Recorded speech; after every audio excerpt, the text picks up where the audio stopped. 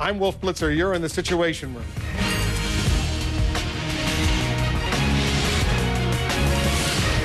Let's get back to the breaking news this hour. Iranian riot police break up a major protest in Tehran using tear gas and firing bullets into the air. Internet postings had mentioned a possible rally today in memory of a young opposition protester named Neda, whose death was caught on camera.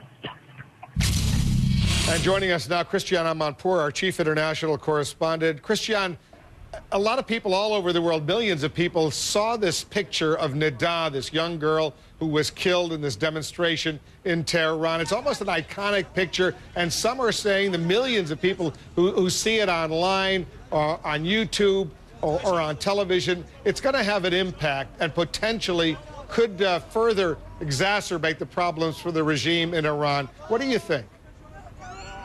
Well, clearly this image is a particularly distressing image, and it has gone boomeranging around the world. I think what's significant is that it is not boomeranging as much in Iran, because it's not the whole country that's wired to the internet. It's not the whole country which has satellite television. And as you can imagine, the state media is not running any of that imagery. There was a suggestion that inside Iran today, some of the gatherings could be vigils in protest and in memory of that young girl.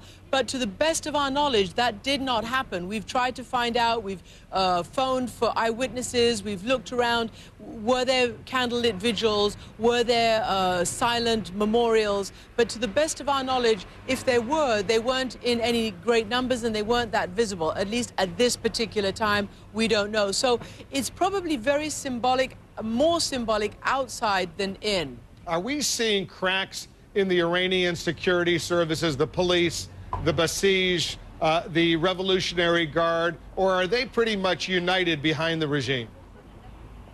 Well, the very hard line have taken a very public, tough stance, which are the Revolutionary Guard and the Basij. The Revolutionary Guard posted 2 comments in the last 2 weeks. One just before the election, accusing Mousavi and the reformists of trying to lead a velvet revolution and vowing to crush it.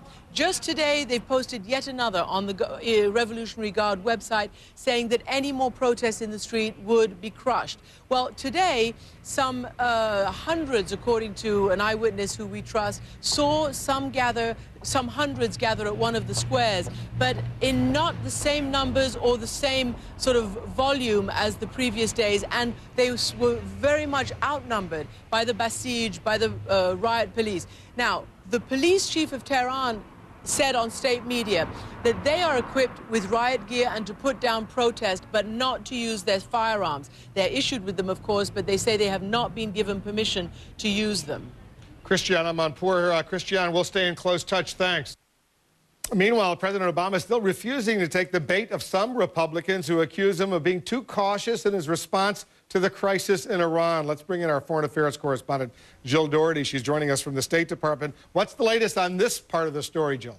Well, you know, Wolf, diplomacy is supposed to be rational and objective, but here at the State Department, they're watching events unfold in Tehran along with the rest of us, and those emotional images that they are seeing are really hitting home.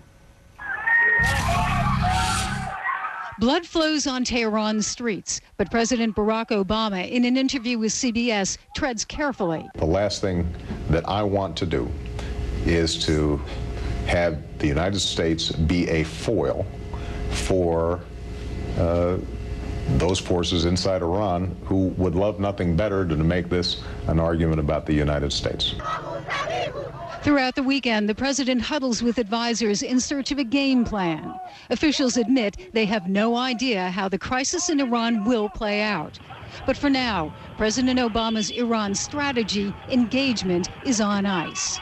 This is not about us. This is not about our bilateral relationship right now.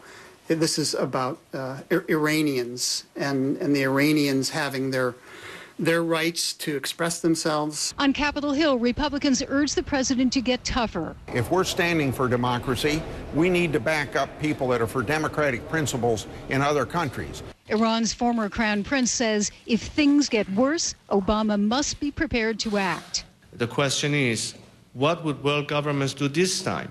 Are we going to have Tiananmen Square revisited, or is it going to be this time different? The prince broke down at the thought of the young Iranian woman Neda, whose death on Tehran's streets has become a rallying cry for the opposition. Bullets piercing our beloved Neda.